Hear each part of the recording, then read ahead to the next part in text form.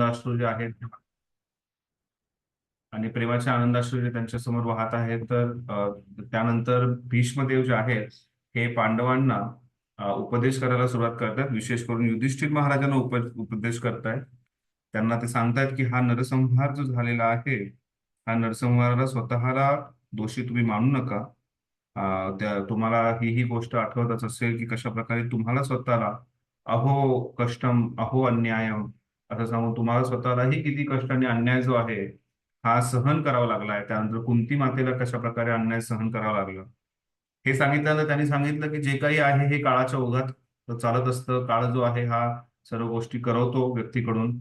आणि हे सांगितल्यानंतर सर्वात महत्वाची गोष्ट जी आहे हे भीष्म पितामह समजून सांगतायत की हा सर्व जो काही आहे हा भगवान श्रीकृष्णांची योजना आहे, भगवान श्रीकृष्णांचा प्लॅन आहे.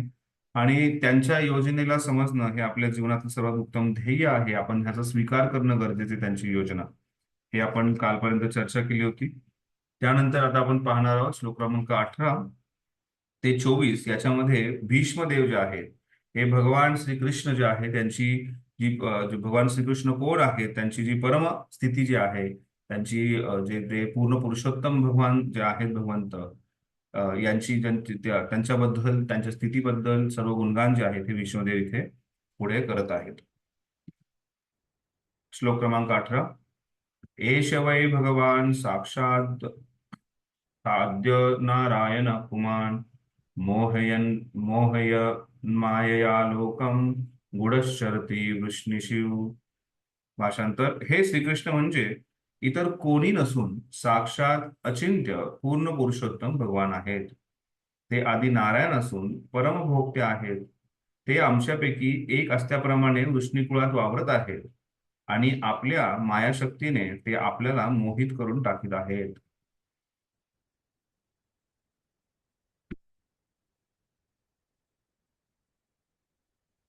इथे आपण पाहतो की फार उत्कृष्ट प्रकारे भीष्म पितामह जे आहेत हे भगवंतांचं गुणगान करतायत.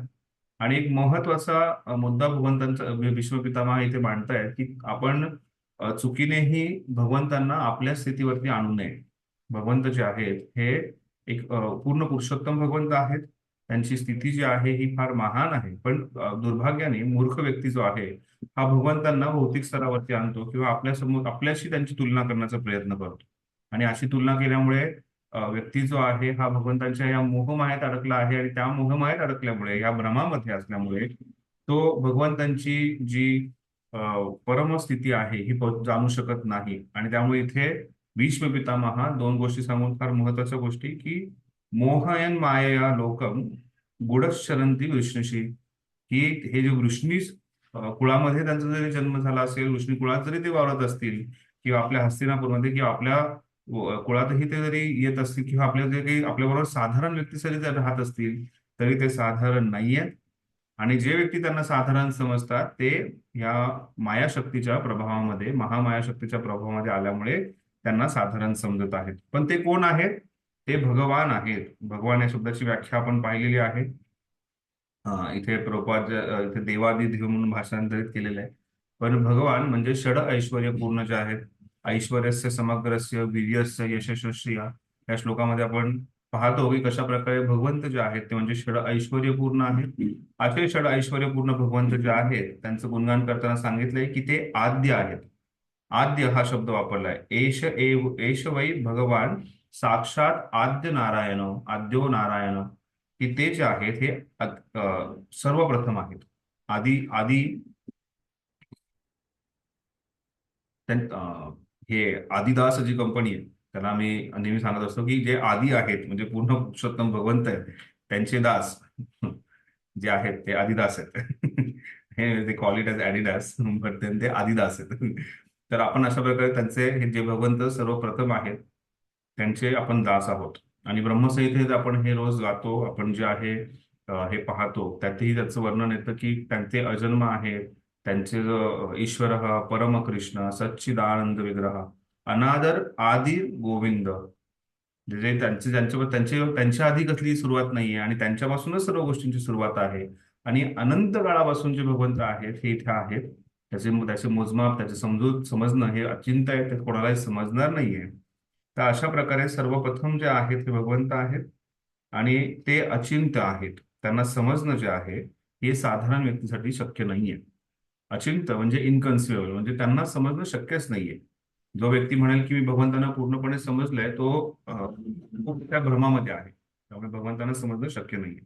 तर इथे आपण पाहतो एष वै भगवान साक्षात आद्यो आदि नारायण पुमान मोहन मायालोक गूढशरती वृष्णीशी. तर हे गुह्यची गोष्ट आहे की ते वृष्णीकुळात कशा प्रकारे राहत आहेत. पण तरीही जो व्यक्ती मोहित झालेला आहे मायाशक्तीने ते भगवंतांची पूर्ण पुरुषोत्तम स्थिती जी आहे ही जाणू शकणार नाहीये. अशा प्रकारे भगवंतांच्या स्थितीचं वर्णन जे आहे इथे भीष्मपितामहांनी केलं आहे. तर ज्या प्रकारे भगवद्गीतेचे गुह्य ज्ञानाबद्दल चर्चा करतात तर तिथेही भगवंतांनी सांगितलंय की कशी सुरुवात होती गुह्य ज्ञान. पवित्रम इदम उत्तमम.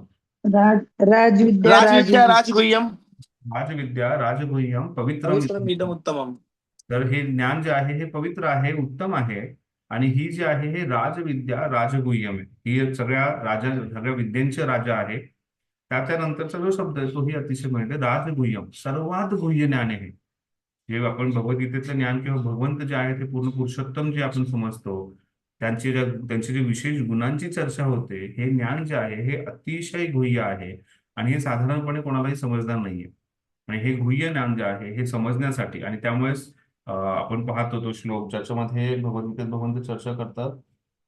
मनुष्यानाम सहस्रेषु या श्लोकाद्वारे आपण पाहतो की हजारो हजारो व्यक्ती, लाखो लाखो व्यक्तीपैकी एक कोणीतरी आहे जो भगवंतांना समजू शकतो की ते पूर्ण पुरुषोत्तम आहे. आणि त्यानंतर सर्व साक्षात्कार होणे, आत्मसाक्षात्कार होणे हे त्याच्याही वरची स्थिती आहे. त्यामुळे अशा लाखो करोडातून एक व्यक्ती जो आहे हा अशा प्रकारच्या पूर्णत्वाला पोहोचू शकतो.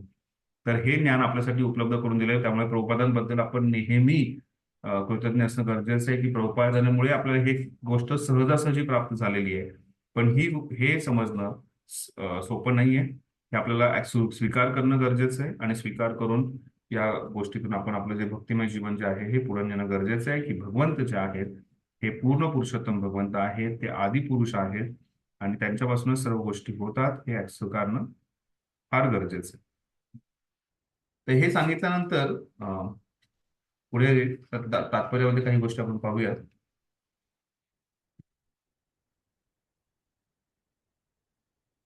ज्ञान मिळवण्याची वैदिक पद्धती ही विगमनात्मक आहे. परंपरेने चालत आलेल्या अधिकारी पुरुषांकडूनच शिष्य परंपरेने ते घेता येते. हे ज्ञान काही अप्रबुद्ध लोक गैरसमजुतीतून समजतात त्याप्रमाणे कधीही हट्टाग्रही असत नाही. आपले व्यक्ती कोण हे समजून घ्यायला आपली माता हीच योग्य अधिकारी व्यक्ती आहे. अशा गोपनीय गोष्टींसाठी तीच योग्य अधिकारी आहे. तर प्रभुपाद हे अशी सुरुवात करतात.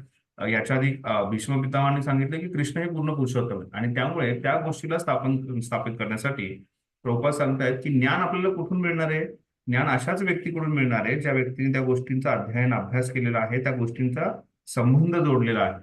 आणि त्यामुळे भीष्म पितामह जे आहेत हे एक शुद्ध भक्त आहेत आणि त्यांनी जेव्हा ही गोष्ट सांगितली आहे ती गोष्ट जी आहे ही योग्यच असणार आहे. जसे एखाद्या पुत्राला आपले पिता कोण हे जाणून घ्यायचं असेल तर ते फक्त आईच सांगू शकते, दुसरं कोणीही सांगू शकणार नाहीये. त्याच प्रकारे जर भगवंतांबद्दल जाणून घ्यायचं असेल तर योग्य अधिकारी व्यक्तीच आहे तो भगवंतांना समजून सांगू शकतो. तर हा प्रश्न कोणालाही पडू शकतो की कृष्ण जे आहेत हे आद्य आहेत, कृष्ण जे आहेत हे सर्व गोष्टींचे स्रोत आहेत, ही गोष्ट मी कशी स्वीकार करू.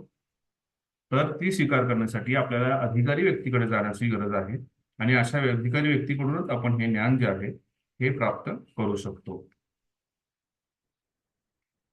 पुढे पुढच्या ह्याच्या पॅरेग्राफमध्ये आपण पाहतो त्या अधिकारी व्यक्तीबद्दलच पुढे बोलताना प्रभुपाद सांगतात येथे एक अधिकारी व्यक्ती आपल्या अधिकारवाणीने सांगत आहे की श्रीकृष्ण म्हणजे साक्षात देवादिदेव आदी नारायण आहेत. अद्वैतवादी असलेल्या आद्य शंकराचार्य सुद्धा आपल्या गीता भाष्याच्या आरंभी सांगतात की देवादिदेव आदी नारायण हे लौकिक निर्मितीच्या अतीत आहेत. नारायणो परव्यक्तात अंडम अव्यक्त संभवम अंडनशांत अंडनशांत स्तिवे लोका सप्तद्वीपाच मेदिनी. विश्व ही भौतिक निर्मिती आहे आणि नारायण अशा भौतिक सृजनतेचे अतीत आहेत. तर हे श्रीपाद शंकराचार्य जे आहेत, जरी त्यांनी अद्वैताची वाणी जरी प्रचार केला असेल तरीही ते स्वतः स्वीकार करतात की नारायण जे आहेत त्यांच्यापासूनच या सृष्टीची निर्मिती होते.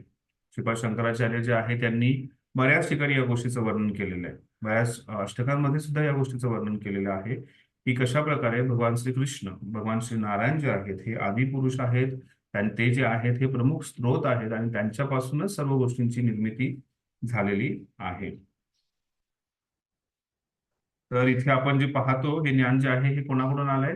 भीष्म पितामहांकडून आलंय. भीष्म पितामह जे आहेत हे 12 महाजनांपैकी एक महाजन आहेत आणि त्यामुळे महाजनाकडून आलेले हे ज्ञान जे आहे, ते ज्ञान जे आहे हे उत्कृष्ट आहे, हे परिपूर्ण आहे आणि त्यामुळे अशा महाजनांकडून आलेल्या ज्ञानाचा आपण तर लगेच जो आहे हा स्वीकार करणं गरजेचं आहे. गुरुजी याच्यामध्ये एक वितंडवाद म्हणून शब्द आलाय. वितंडवादी म्हणजे हे नास्तिक किंवा शास्त्रज्ञ होतात का आत्ताचे? हो, वितंडवाद. वितंडवाद म्हणजे त्याला प्रभुपाद म्हणतात म्हणजे अननेसेसरी, म्हणजे तर उगाच काहीतरी उघडून काढण्याचा प्रकार करतात ते. ओके. ठीक आहे. तर अशा प्रकारे हे ज्ञान कुठून प्राप्त होऊ शकतं ह्याच्याबद्दल प्रभुपाद लिहितात विशेष करून. आणि असे अधिकारी व्यक्ती जे आहेत, अधिकारी व्यक्तींकडून प्राप्त होऊ शकतं आणि अशा अधिकारी व्यक्ती जे आहेत हे भीष्म पितामह आहेत, जे स्वतः सांगतायत कृष्ण जे आहेत हे आदि नारायण आहेत आणि कृष्ण जे आहेत हे सर्व गोष्टींचे स्रोत आहेत. हे सांगितल्यानंतर पुढे भीष्म पितामह जे आहेत हे स्वतःच सांगतायत की कशा प्रकारे फक्त मी म्हणत नाहीये, बाकीच्या ऋषीमुनींनी सुद्धा या गोष्टीचा स्वीकार केलेला आहे. ह्या गोष्टीचं वर्णन भगवद्गीतेत सुद्धा येतं. भगवद्गीतेत सुद्धा अर्जुन म्हणतात की परमब्रह्म परम ज्ञानम पवित्रम परम भगवान. त्यांचं गुणगान करतात भगवंत की तुम्ही परब्रह्म आहात, तुमचं ज्ञान जे परम ज्ञान आहे, तुम्ही तर असं सगळं गुणगान केल्यानंतर अर्जुन म्हणतात हे फक्त मी म्हणत नाही, असितो देवलो व्यास, हे सगळं जे आहे हे असित, देवल, व्यास मुनी, कपिल मुनी अशा महान मुनींनी सांगितलेलं आहे. त्यामुळे मी तुम्हाला परमपुरुष भगवंत म्हणून ओळखतो असं अर्जुन इथे वर्णन करताय. तशाच प्रकारे जेव्हा भीष्म पितामहांनी सांगितलं की हे भगवंत जे आहेत हे स्रोत आहेत, त्याला कन्फर्मेशन देण्यासाठी, त्या गोष्टीला दुजोरा देण्यासाठी ते सांगतायत की ह्या सर्व गोष्टी ज्या आहेत ह्या महान ऋषींनी, देवतांनी सुद्धा स्वीकार केलेल्या आहेत आणि त्यांना सुद्धा माहिती आहे की तुम्ही कोण आहात. कृष्णाकडे पाहून म्हणतायत तुम्ही कोण आहात. श्लोक क्रमांक 19.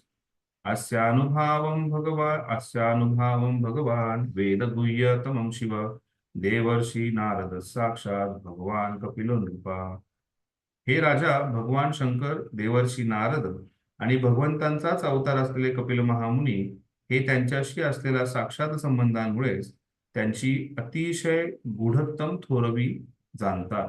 असे ऋषीमुनी जे आहेत हे भगवंतांची महानता जी आहे ही व्यवस्थितपणे जाणतात. वर्णन जे आहे आलेलं आहे भगवान शिवांचं, शंकराचं, देवर्षी नारद जे आहेत त्यांचं आणि त्याचबरोबर भगवान अवतार जे कपिल मुनी आहेत. कपिल मुनी जे आहेत ज्यांनी सांख्य योगाचा प्रचार केला, सांख्य योग तत्व जे आहे हे समजून सांगितलं. कपिल मुनी आणि देवहूती माता त्यांची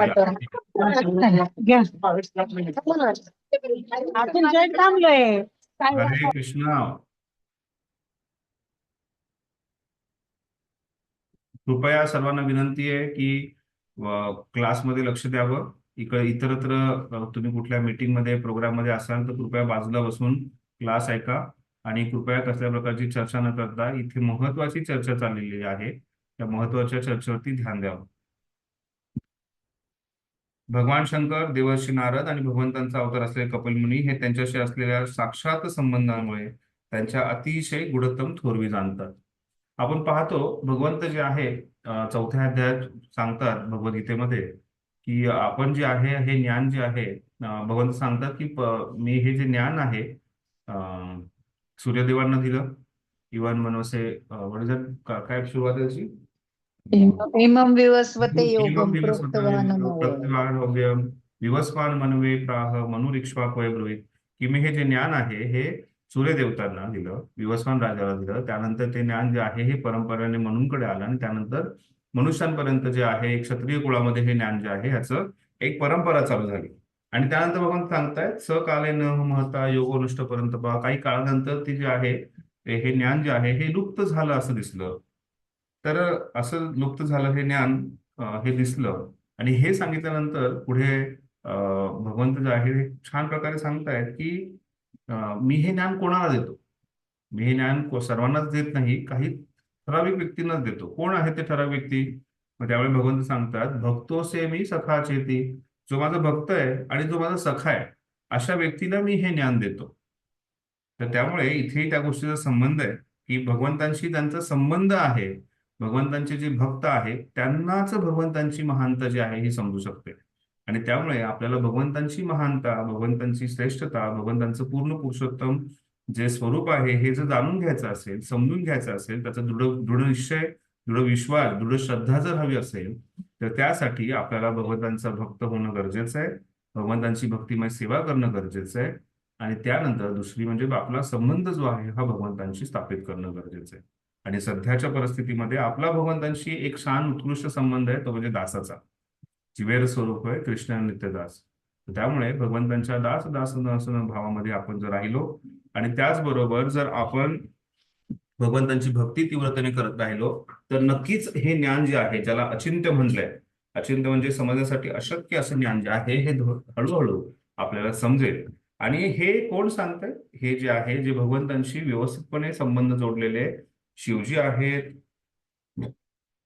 कपिल मुनी आहेत किंवा देवर्षी नारद आहेत, खूप महान आहेत ही व्यक्ती. ह्यांची महानता, ह्यांचा भगवंतांशी संबंध जो आहे हा खूप विशेष आहे. आणि त्यामुळे यांनी हे ज्ञान आपल्यासमोर स्थापित केलेलं आहे, हे आपलं सौभाग्य आहे.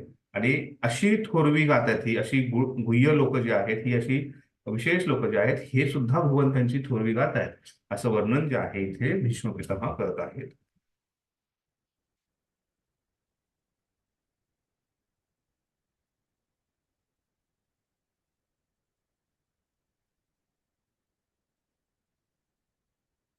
मग इथे प्रोपा तात्पर्यात खूप छान सांगतायत शेवटचे काही काही ओळी. सुखदेव गोस्वामी आणि कुमार हे जरी दिव्यत्वात स्थित झालेले होते तरी ते दुसऱ्या प्रकारच्या भाव वैशिष्ट्यांनी प्रभावित झाले आणि भगवंतांचे शुद्ध भक्त बनले. भगवंतांकडून भक्तांना जे संकटात टाकले जाते तीही भक्त आणि भगवंत त्यांच्यातली वेगळ्याच प्रकारची दिव्य भावातली देवाणघेवाण आहे. भगवंत म्हणतात मी माझ्या भक्ताला संकटात टाकतो त्यामुळे तो अधिक शुद्ध होतो आणि माझ्या बाबतच्या दिव्य भावांचे अधिक पात्रतेने रसास्वादन करतो. भक्ताला संकटात टाकण्याची आवश्यकता ही आहे की त्यामुळे तो भ्रामक भौतिक संबंधातून मुक्त होतो. भौतिक भोगासुख प्राप्त होण्यावर लौकिक संबंध अवलंबून असतात आणि हे भौतिक सुख मुख्यत्वे भौतिक साधन संपत्तीवर अवलंबून असते. म्हणून भगवंत जेव्हा ऐहिक साधन संपत्ती काढून घेतात तेव्हाच भक्ताला पूर्ण रूपाने त्याच्या दिव्य प्रेमामय सेवेची ओढ लागते. तर भगवंतांचं एक नाव आहे हरी. आणि हे हरी जे आहेत हे आपल्याला जे काही गरजेचं नाहीये त्या गोष्टी आपल्याकडून काढून घेतात, दूर करतात आणि आपल्याला जास्तीत जास्त भगवंतांशी जोडण्याचा प्रयत्न करतात. आणि आपण ह्या भौतिक जगताच्या अशा तऱ्हेने भगवंत पतित जीवाला भौतिक अस्तित्वाच्या मृगजळातून ओढून घेतात. आपल्या पापकृत्यांमुळे ओढवलेली संकटे आणि कृपेच्या रूपाने भगवंतांकडून हेतुपूर्वक झालेली संकटे ही वेगळी असतात. हे भगवंतांचे माह्यात्म विशेष करून ब्रह्मा, शिव आणि नारद, कपिल, भीष्म यांनी जाणले आहे आणि त्यांच्याच कृपेने हे जाणून घेण्याची पात्रता आपल्याला आहे. आपण याच्या आधी पाहिलंय नारद मुनी जे आहेत यांनी जेव्हा स्वतःचं वर्णन केलेलं आहे तर त्यावेळेस नारद मुनींनी पहिल्यांदा तर जे भक्तिवेदांती जे आले होते त्यांच्याकडे त्यांचा संग घेतला. आई जेव्हा त्यांची सेवा करत होती त्यांनीही त्यांची सेवा केली, त्यांचं उच्छिष्ट खाल्लं. तर त्यांच्यामध्ये त्यांच्यावरती भगवत कृपा झाली, भक्तांची कृपा झाली. पण त्यानंतर सर्वात महत्वाची गोष्ट नारद मुनींच्या जीवनात झाली ही भगवत कृपा झाल्यानंतर, भगवंतांच्या भक्तीमध्ये तीव्रता वाढवल्यानंतर, भगवंतांबद्दल थोडीफार जाण समज आल्यानंतर जेव्हा नारद मुनी आपल्या आईबरोबर राहायला लागले काही वेळा काळानंतर आईला सर्पदंश झाला आणि त्या सर्पदंशामध्ये आईचा मृत्यू झाला. मग त्या मृत्यूनंतर ते शोकाकुळ झाले नाहीत पण त्यांनी हे समजून घेतलं की ही भगवंतांची योजना आहे की मी उत्तरेकडे जावे आणि उत्तरेकडे जाऊन भक्तीमध्ये जास्तीत जास्त तीव्र व्हावं. तर अशा प्रकारे जर आपल्या जीवनातून आपल्या जवळचं काही भगवंत काढून घेत असतील तर त्या भक्ताला नक्कीच त्या गोष्टीची जाण होती की माझ्या भक्तीमध्ये प्रगती होण्यासाठी भगवंतांनी ही योजना केलेली आहे. इथे सुद्धा पांडवांना सुद्धा भीष्म पितामह हेच समजून सांगतायत की जे काही झाले ती भगवंतांची योजना आहे, आणि त्यामुळे आपल्या जीवनामध्ये भगवंतांची योजना काय आहे हे स्वीकारणं, समजणं ही आपल्याला फार महत्वाची गोष्ट आहे. इथे प्रत्येकाच्या जीवनामध्ये भीष्म, कपिल, नारद, शिव कोणी असेल तरी ह्यांच्या जीवनामध्ये त्यांनी दाखवून दिलेलं आहे की कशा प्रकारे भगवत कृपेमुळे त्यांच्या जीवनातल्या गोष्टी गेल्या, पण त्याचबरोबर त्यांना एका अधिकाराचा संघ आणि त्याचबरोबर भगवंतांची भक्ती, प्रेममय भक्ती प्राप्त झालेली आहे. तर अशा प्रकारे इथे भगवंतांची महानता जी आहे हे ऋषीमुनी जाणतात, याचं वर्णन जे आहे हे करण्यात आलेलं आहे. प्रभूजी हरे कृष्णा. यामध्ये असा होऊ शकतो अनुभव, जसं प्रभुपादजी सुरुवातीच्या दिवसामध्ये त्यांचा मेडिसिनचा व्यवसाय होता ना, तर हा, हा. तर ते दिल्लीला कुठे असताना, वृंदावनमध्ये असताना त्याच्या मेडिकलला आग लागली होती. तर ते प्रयागराज. प्रभुपादजी डिसाईड केलं की नाही, आता हे भगवंतांची इच्छा आहे की मी आता पूर्णपणे भगवत भक्तीचा प्रचार प्रसार करावा. प्रभुपाद प्रयागराजमध्ये होते त्यावेळेस प्रभुपादांची कंपनी, त्या ड्रग कंपनीला आग लागली, तर प्रभुपाद असे अजिबात विचलित झाले नाही. प्रभुपाद म्हणाले हरीने माझं सगळं काही आहे काढून घेतलंय. ओके, तर हे उदाहरण मिळू शकतं प्रभूजी. येस. प्रभूजी, अजून एक माझी जिज्ञासा होती. उत्तर दिशेचं जे चयन केलंय नारद मुनींनी, तर म्हणजे उत्तर दिशा म्हणजे भक्तीचा मार्ग किंवा असं काय आहे का त्याच्या मागे गूढ रहस्य, की उत्तर दिशेचं का चयन केलं? गूढ रहस्य म्हणण्यापेक्षा उत्तर दिशा म्हणजे हिमालयाकडे जाणे. हिमालयाकडे जाणे म्हणजे जास्तीत जास्त तीव्रतेने भक्ती करणे, तपस्या करणे आणि या सर्व गोष्टी आहेत. पण जेव्हा ते उत्तर दिशेकडे जात होते त्यावेळेसचा जो मधला जो त्यांचा प्रसंग आहे की ते वेगवेगळ्या शहरातून, गावांतून, जंगलातून गेले आणि त्यांनी बऱ्याचशा काही गोष्टी पाहिल्या. तेही महत्वाचे त्याच्यामध्ये, की त्यांनी बऱ्याचशा काही गोष्टी पाहिल्या आणि त्यात ते कधीही विचलित झाले नाही, कारण त्यांचं ध्येय जे आहे हे भगवंतांची प्राप्ती करण्याची किंवा भगवत सेवेच्या प्राप्तीची इच्छा होती त्यांची. तर त्यामुळे आणि शक्यतो उत्तर जे आहे ही योग्य दिशा मानली जाते, जिथे आध्यात्मिक प्रगतीसाठी ती दिशा जी आहे ही अतिशय योग्य मानली जाते. आणि त्यामुळे उत्तरेकडे अ, जो कल आहे, साधारण योगी स्वाभाविकच योगी लोकांचा जो कल आहे हा उत्तरेकडे असतो. पण आपण जिथे आहोत आपल्यासाठी वृंदावन धाम जे आहे हे आपलं गंतव्यस्थान, ध्येय आहे. आणि जिथे आहोत तिथे आपण वृंदावन बनवू शकतो प्रभुपादांच्या कृपेने. तर प्रभुपादांनी खूप छान वृंदावन बनवले जिथे राधा वृंदावन चंद्र आहेत.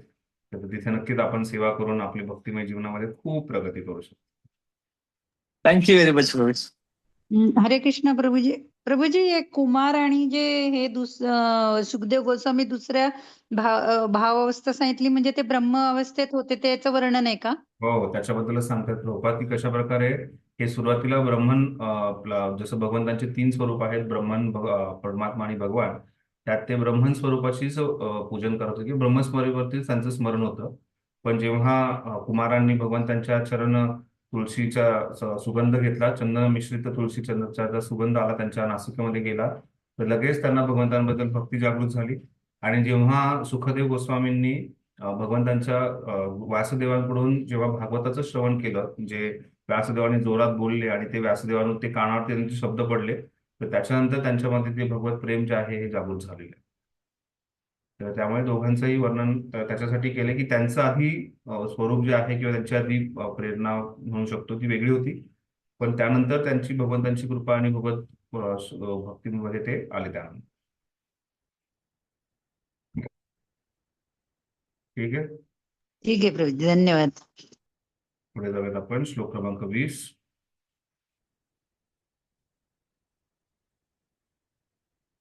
इथे भगवंतांना भीष्म पितामह सांगतायत की तुमच्या भ्रमामुळे किंवा अज्ञानामुळे तुम्ही जे आहे हे त्यांना काका, मामा, दादा, भाऊ, मित्र अशा प्रकारे काहीतरी समजत होता. आणि त्यामुळे हे आपलं अज्ञान आहे. पण ते जे आहेत हे पूर्ण पुरुषोत्तम भगवंत आहेत. ते जे आहेत हे सर्व गोष्टींचे नियंते आहेत. ते जे आहेत ज्यांनी सर्व सृष्टींचा निर्मिती, संहार हे सर्व त्यांच्या नियंत्रणामध्ये आहे. श्लोक क्रमांक 20. यम मन्यसे मातुलेय प्रिय मातुलेयम प्रियम मित्र सुहृतम मम अकरो सचिवम दूतम सौहृदाथ सारथिम. हे राजा, ज्यांना केवळ अज्ञानामुळे तू आपला मामे भाऊ, प्रिय मित्र, श्रेष्ठ हितचिंतक मानलेस व नंतर सल्लागार, दूत व स्नेह भावनेमुळे सारथी बनवलेस, ते हे साक्षात पूर्ण पुरुषोत्तम भगवान आहेत. तर इथे जरी तुम्ही त्यांना इथे पांडवांना सांगतायत की तुम्ही त्यांना वेगवेगळ्या संबंधात मानलं, पण तरीही हे तुम्हाला समजणं गरजेचं आहे की ते जे आहे ते पूर्ण पुरुषोत्तम भगवंत आहे. आता हे का बरं वारंवार समजून सांगण्याचा प्रयत्न करतायत की हे जे काही हा नरसंवाद किंवा हे जे काही युद्ध झालंय, हे जे काही घडलंय, हे पूर्णपणे भगवंतांची योजना आहे हे समजून सांगण्यासाठी ते त्यांना सांगतायत. तर अशा अज्ञानामध्ये आपण कुठल्याही गोष्टीचा स्वीकार करू नये हेही आपल्यासाठी इथे समजून सांगितलंय. आता अज्ञानामध्ये कोणी काही अज्ञानी किंवा काही भावुक व्यक्ती असतात आणि ते सांगतात मी कृष्णाची सखी आहे, सखा आहे, मी कृष्णाची मी मैया आहे, असं काही बऱ्याच लोकांच्या भ्रमित गोष्टी असतात. तशा अज्ञानामुळे आपण काहीही संबंध जोडण्याचे प्रयत्न करू नये. सध्या आपला एकच संबंध आहे, तो म्हणजे कृष्णेर नित्यदास. आपण जे आहे भगवान श्रीकृष्णांचे नित्यदास आहोत. हा संबंध आपल्याला ध्यानात ठेवणं अतिशय गरजेचं आहे. श्लोक क्रमांक 21. सर्वात्मन समदृशो हि अद्वस्य अनहंकुते तत्कृतं मतिवैषम्यं निरवध्यस्य न कश्चित. एकमेका द्वितीय असे भगवान असल्याने ते प्रत्येकाच्या अंतःकरणात उपस्थित आहेत. ते सर्वांसाठी सारखेच दयाळू आहेत. ते विषमतेतून होणाऱ्या खोट्या अशा अहंकाराच्या अतीत आहेत. म्हणून ते जे काही करतात त्यामध्ये कोणत्याही प्रकारे भौतिक आसक्ती नसते. ते समत्व पूर्ण आहे. तर इथे भगवंतांच्या बद्दल काही विशेष गुण जे आहेत, इथून पुढे आपण पाहणार आहोत पुढच्या 4 श्लोकांमध्ये की भगवंतांचे काही गुण जे आहेत त्या गुणांचं वर्णन जे आहे भीष्म पितामह करत आहेत. भीष्म पितामह आपल्याला सर्वांना दाखवून देत आहेत की कशावर भगवंत जे आहे ते अतिशय विशेष आहेत. तर तिथे सांगितलंय भगवंतांचे विशेष गुण, ज्याच्यामध्ये भगवंत जे आहेत हे समदृश्य आहेत. सर्वात्मनः समदृश्य. भगवंत जे आहेत हे प्रत्येकाच्या अंतःकरणात हजर आहेत. सर्वात्मन हा शब्द जो आहे त्याच्यामध्ये सांगितलं की भगवंत जे आहेत हे प्रत्येकाच्या हृदयामध्ये आहेत. भगवंतांचे किती कृपाळू आहेत भगवंत, की भगवंत एखाद्या शेणातल्या किड्याच्या सुद्धा हृदयात आहेत परमात्मा म्हणून. तर ते ब्रह्माजींपर्यंत, देवी देवता असू देत किंवा हत्ती असू दे किंवा मांजर असू दे, कुत्रा असू दे किंवा मनुष्य असू दे किंवा कोणी कीटक असू दे, प्रत्येकाच्या हृदयामध्ये भगवंत जे आहेत हे परमात्मा रूपाने उपस्थित आहेत. ही भगवंतांची महानता आहे. त्यामुळे सर्वात्मनः समदर्श म्हणून भगवंत सांगतात सर्वांसाठीच सारखाच दयाळू आहे. समदृश्य भगवंत कधीही कोणत्या प्रकारची तुलना दुजाभाव करत नाहीत. आता हे जेव्हा सांगितलंय समदर्श, तर त्याच्यामध्ये भगवंत जे आहेत हे प्रत्येकाला तेवढीच हवा देत आहेत, तेवढंच पाणी देत आहेत. असं नाहीये की बाबा माझे जे हरे कृष्ण भक्त आहेत त्यांच्यासाठी मी काहीतरी अमृत पान करायला देतो की त्यांना काहीतरी वेगळी हवा देतो. समदृश्य सर्वांसाठी भगवंत जे काय गरजेचं प्रोव्हाइड करतायत, गरजेच्या गोष्टी त्या आहेत ह्या भगवंत त्यांना देत आहेत. आणि अशा प्रकारे भगवंत जे आहेत हे समदर्शी आहेत, सर्वांचे तेवढेच दयाळू हितकारक आहेत. त्याचबरोबर भगवंत जे आहे ते अहंकारेते, हा शब्द आलेला आहे. भगवंत अहंकारेते. तर भगवंत जे आहेत हे मिथ्या अहंकारापासून पूर्णपणे मुक्त आहेत. भगवंत जे आहे, भगवंतांमध्ये कसल्याही प्रकारचा जसा जो मिथ्या अहंकार जो आपल्यामध्ये आहे, असा मिथ्या अहंकार जो आहे हा भगवंतांमध्ये नाहीये. त्यामुळे भगवंतांची आणखीन एक गुणाचं वर्णन केलंय, अहंकारे ते. भगवंत जे आहेत हे मिथ्या अहंकाराच्या दुजाभावातून किंवा तुलनेतून पूर्णपणे वेगळे आहेत.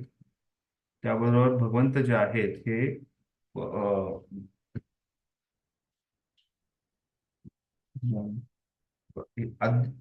अद्वयस्य आहेत. एकमेवा द्वितीय अंश. एकमेवा द्वितीय अंश म्हणजे भगवंत जे आहेत हे ऍब्सल्यूट आहेत, परम आहेत. भगवंत जे आहेत हे विभू आहेत, ते फार महान आहेत. असं थोडक्यात वर्णन आहे की सर्वश्रेष्ठ आहेत भगवंत. अशा 4 गुणांचं वर्णन जे आहे ते या श्लोकात होत आहे. सर्व आत्मनः समदृश्य अहंकारे ते अहंकारकेत आणि अद्वस अद्वयस्य अद्वयस्य म्हणून चौथा. या 4 गुणांचं वर्णन जे आहे इथे करण्यात आलं आहे.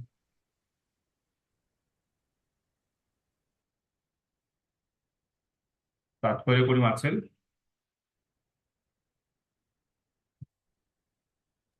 तात्पर्य वाचा कुठेतरी. हरे कृष्णा. हरे कृष्ण वाचन प्रभुजी. हरे कृष्ण वाचते प्रभूजी मी. वाचा वाचा. तात्पर्य भगवान परिपूर्ण असल्याने जगतात त्यांच्याहून वेगळे असे काहीही नाही. ते कैवल्य आहेत. सर्वत्र तेच व्यापलेले आहेत. जगातील जीवमात्रे आणि वस्तुमात्रे ही त्यांच्यातच शक्तीची प्रगटीकरणे आहेत. अशा रीतीने ते आपल्या शक्तीचे सर्वत्र उपस्थित आहेत. त्यांची शक्ती त्यांच्याहून वेगळी नाही. सूर्य सूर्यकिरणाहून भिन्न नसतो. तद्वत भगवंत आपल्या विविध शक्तींनी सर्वत्र व्याप्त आहेत. ते परमात्मा आहेत आणि सर्वोच्च मार्गदर्शन करण्यासाठी प्रत्येक जीवमात्राच्या ठिकाणी उपस्थित आहेत. यामुळेच ते आधीपासूनच सर्वांचे सारथी आहेत. ते सर्व जीवमात्रांचे समुपदेशक आहेत आणि त्यामुळे ते जेव्हा अर्जुनाचे सारथी म्हणून आपल्या समोर येतात तेव्हा त्यांच्या परमपदाला काही बाधा पोहोचते असे मुळीच नाही. एकनिष्ठ सेवेची अशी शक्ती आहे की ती त्यांना सारथ्य कर्म करण्याला किंवा दैत्य कर्म करण्याला भाग पाडते. जीवनाच्या ऐहिक संकल्पनेशी त्यांचे काहीही नाते नाही. ते विश्वातील एकमात्र आध्यात्मिक सत्ता आहेत. तेव्हा त्यांच्या दृष्टीने कोणत्याही कृतीमध्ये श्रेष्ठ किंवा कनिष्ठ भाव असण्याचे कारण नाही. भगवंताच्या ठायी खोटा अहंकार नाही आणि म्हणूनच ते आपल्याहून दुसऱ्या कोणत्याही वस्तूशी भिन्नत्व सांगत नाही. त्यामुळे आपण रथाचे सारथ्य करीत असल्याने आपल्यामध्ये काही न्यूनत्व आले अशी भावना त्यांच्यामध्ये निर्माण होत नाही. भगवत भक्ताची एकनिष्ठ भक्ती भक्तिवत्सल भगवंतांना अशी सेवा करण्याकडे आकर्षित करते. हे भक्तांचे श्रेष्ठ वैभव आहे. हरे कृष्ण प्रभू. हरे कृष्ण. तर इथे भगवंत आणि भक्त यांचं दोघांची गुणगान केले. ते आणखी शब्द प्रभूजी आहेत? दौत्य कर्म म्हणजेच सारथ्य कर्म ना, ते पॅरलल शब्द आहे का? हो, हो. दौत्य. काही काही हे ऍक्च्युली मराठी भाषांतर जे केलं एवढं क्लिष्ट आहे ना, काही काही शब्द असे वापरले ते हा फारच. ते हा आता जो हा अद्वयसाठी जो शब्द वापरलाय एकमेवा द्वितीय अंशाचे हा जो अर्थ आहे, तर तसं पाहायला गेलं तर त्याचा अर्थ आहे अद्वयस्य म्हणजे त्यांची तुलना कोणी त्यांच्यावर तुलना होऊ शकत नाही किंवा ते परम आहेत, ऍब्सोल्यूट आहेत. पण इथे असं मेवा द्वितीय असं सांगून त्यांनी थोडंसं क्लिष्ट केलं त्या. इथे आणखीन एक महत्वाचा भगवंतांचा गुण आलेला आहे, तो म्हणजे निर्वध्यस्य म्हणजे आसक्तीपासून मुक्त असलेला. तर भगवंत जसं वर्णन आलेलं आहे भगवंतांचं की ते अहंकृते आहे, की ते पूर्णपणे मिथ्या अहंकारापासून वरती आहेत. त्याच प्रकारे भगवंत जे आहेत हे निर्वदस्य आहेत, हे कुठल्याही आसक्तीपासून मुक्त आहेत. कुठल्याही आसक्ती जी आहे भगवंतांना पकडून धरू शकत नाही. आणि त्यामुळेच षड ऐश्वर्यामध्ये भगवंतांचा एक ऐश्वर्य आहे ते म्हणजे वैराग्य. आणि या वैराग्यामध्ये भगवंत जे आहेत हे त्यातही ते निपुण आहेत आणि परिपूर्ण आहेत. तर त्यामुळे अशा प्रकारे आपण समजतो की इथे भगवंतांच्या ज्या विशेष गुणांचं वर्णन जे आहे हे भीष्म पितामह करत आहेत. हे सांगितल्यानंतर भीष्म पितामह भगवंत किती कृपाळू आहेत या गोष्टीचं वर्णन जे आहे हे श्लोक क्रमांक 22व्या श्लोकात करतात. श्लोक क्रमांक 22. तथापि एकांत भक्तेषु पश्य भूप अनुकंपितम् यत् यन्मे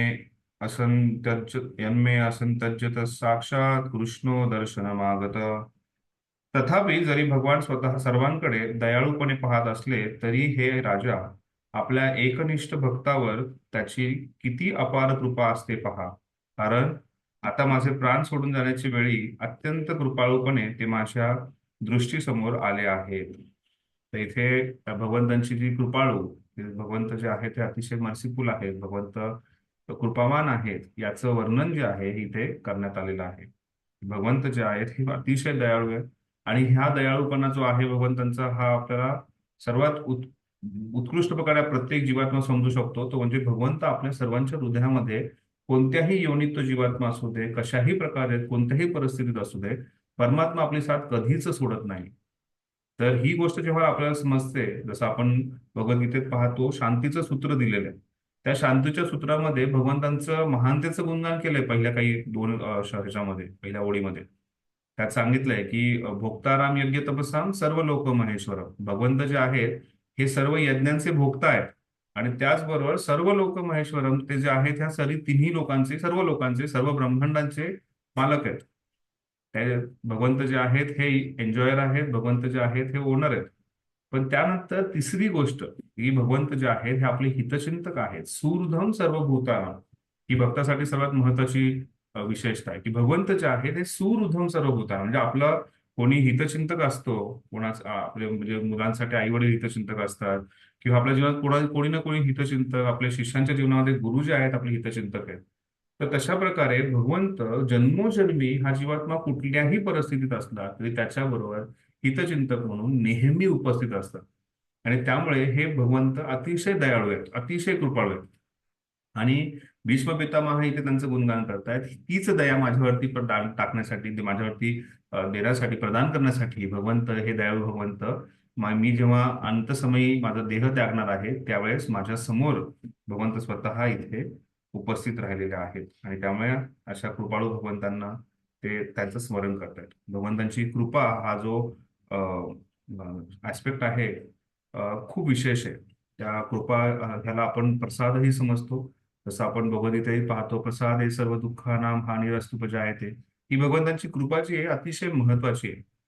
जसं आपण पाहतो रोज आपण गातो पण कृपेबद्दल. गुरु महाराजांची कृपा असेल तर आपल्याला भगवंतांची कृपा होईल, त्यांची कृपा असेल तर आपली काहीही गती होणार नाही. त्यामुळे जीवनामध्ये कृपा ही अतिशय महत्वाची आहे. त्या कृपेशिवाय आपण कसल्याही प्रकारे प्रगती करू शकणार नाहीये. आणि ती कृपा जी आहे ही भगवंत वारंवार जीवात्मावरती त्यांनी देऊ इच्छितात. जीवात्माच फक्त कृपेचा वर्षाव होतोय आणि मग जवळ वर्षा पाऊस पडताना आपण काय करतो, छत्री घेऊन बाहेर निघतो की आपण ओले झालो नाही पाहिजे.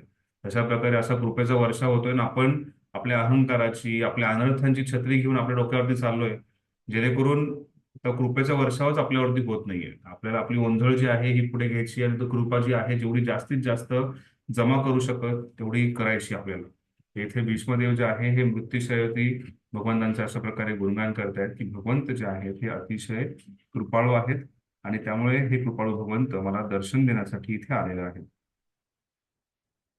तर इथे ह्याच्या आधीच्या श्लोकामध्ये भगवंतांनी सांगितलंय की भीष्मदेव सांगतायत की भगवंत जे आहे ते समदृश्य आहेत, म्हणजे हे सर्वांसाठी समान आहेत.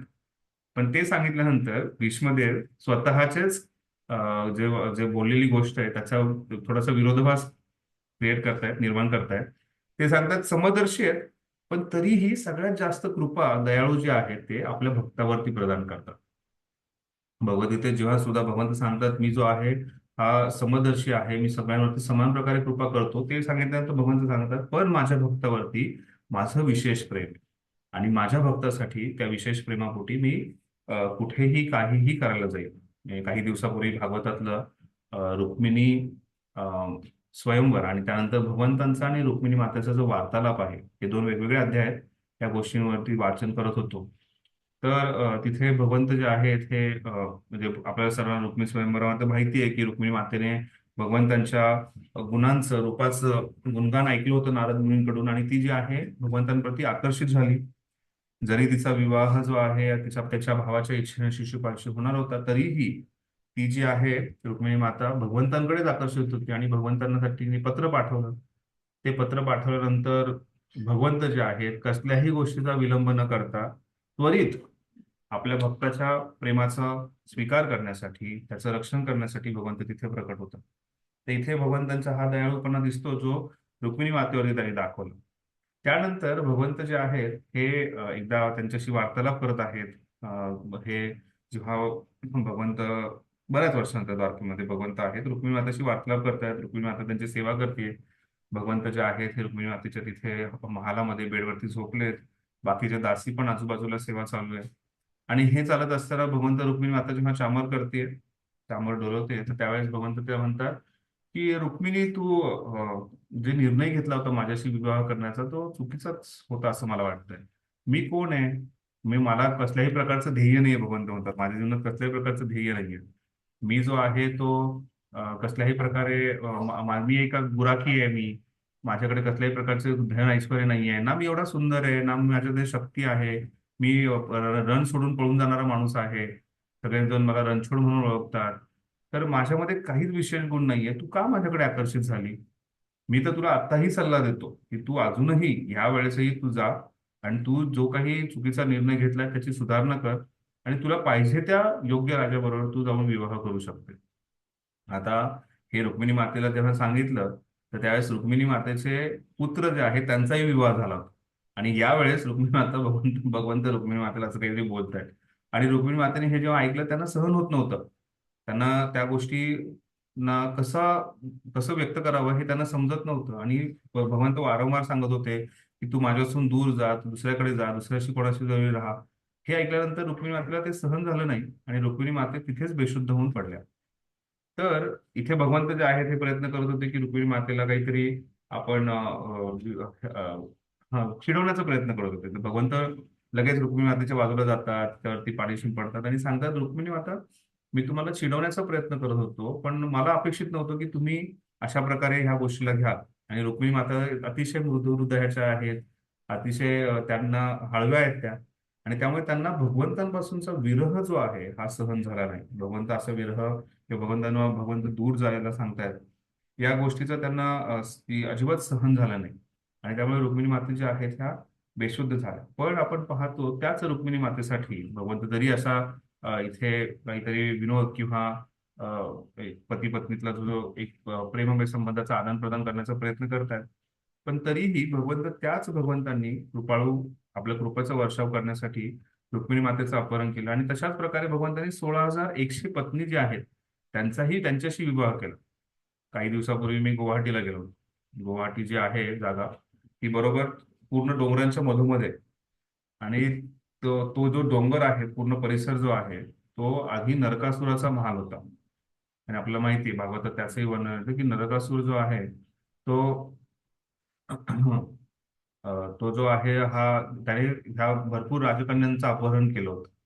मग भगवंतांनी त्या राजकन्यांची प्रार्थना ऐकून त्यांचं संरक्षण केलं, त्यांना सुरक्षितपणे त्या नरकासुराच्या ह्याच्यातून बाहेर काढलं. पण त्यानंतर त्या वैदिक संस्कृतीत ह्या स्त्रीला कोण स्वीकार करणार जिने कोणी दुसऱ्या व्यक्तीने स्पर्श केलाय? आणि त्यामुळे भगवंताला ठीक आहे, तुम्हाला कोणी स्वीकार करत नाही तर मी स्वीकार करेन. किती कृपा, किती किती मोठं हृदय असं लागतं. म्हणजे त्यासाठी त्यांना भरपूर लोकांकडून भरपूर काय ऐकावं लागेल आणि अजूनही त्यांना ऐकावं लागतं 5,000 वर्षानंतर. का बरं तुमच्या कृष्णाने 16,108 स्त्रियांशी विवाह केला? अजूनही त्यांच्यावरती संशय आहे. म्हणजे अजूनही त्यांना त्या भौतिक स्तरावरती आणण्याचा प्रयत्न केला जातो. तर असे भगवंत, जो व्यक्ती मूर्ख आहे, जो भगवंतांना त्यांच्या स्तरावरती आणण्याचा प्रयत्न करतो किंवा भक्त आहे महान, त्यांना समदृश्य आहेत, पण आपल्या भक्तासाठी भगवंत जे आहेत हे अतिशय दयाळू आहेत आणि अशा दयाळू भगवंतांना शरणागत जाणं हे आपलं सौभाग्य आहे.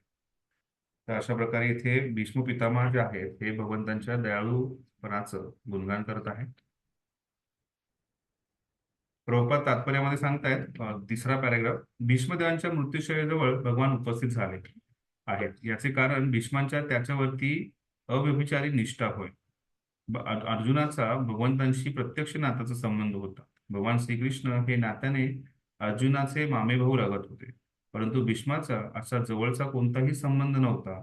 त्यामुळे त्यांची ओढ ही तीव्र आत्मिक संबंधांपासून निर्माण झालेली होती.